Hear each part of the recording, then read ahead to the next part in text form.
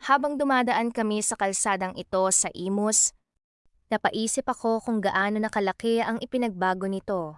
Dati, shortcut road lang ito na madalas daanan ng mga gustong umiwas sa traffic. Tahimik ang paligid at kakaunti lang ang mga establishmento.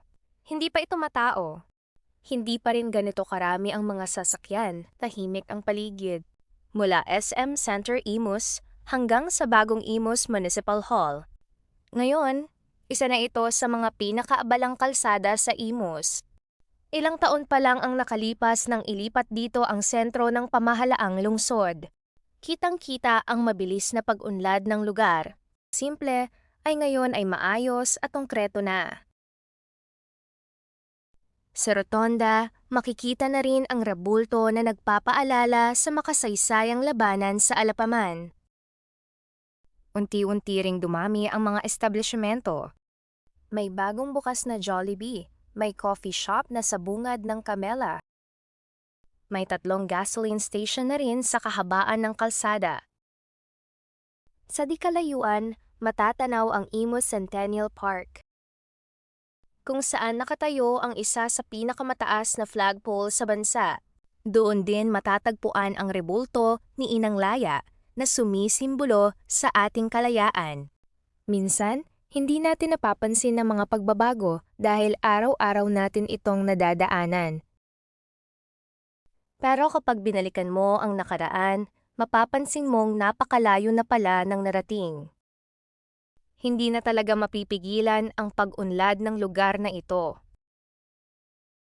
May malapit na simbahan na rin dito, mga kainan at marami pang iba.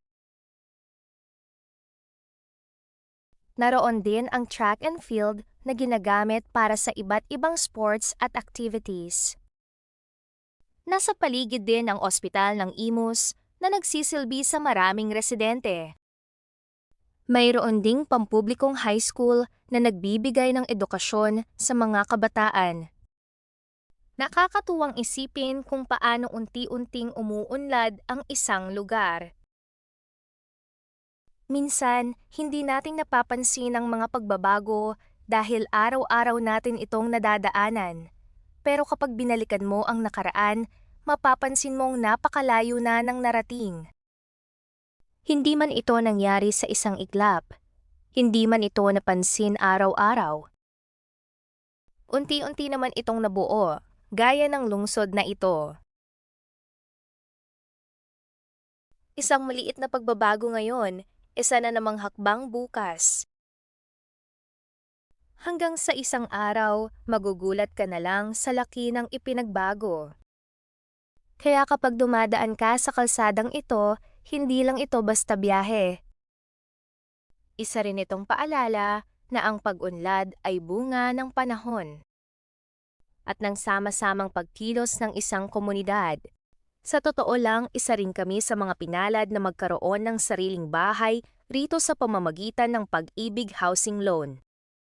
Noong na, marami ang nagsasabing malayo ang lugar. May ilan ding nagsasabing wala pang gaanong development. At aminado ako, iyon din ang una naming naisip. Pero nagtiwala kami. At unti-unti, nakita naming tama ang naging desisyon namin. Ngayon, masasabi naming napakalaking ginhawa ang naidulot nito sa aming pamilya. Hindi na kailangang bumiyahe ng napakalayo para sa mga pangunahing pangangailangan. Malapit na ang ospital, malapit na ang munisipyo, may mga paaralan, may simbahan. Marami nang mapagpipili ang kainan. May mga coffee shop, may mga bangko, may mga gasolinahan. At halos lahat ng kailangan sa pang-araw-araw na buhay ay unti-unti nang lumalapit sa amin.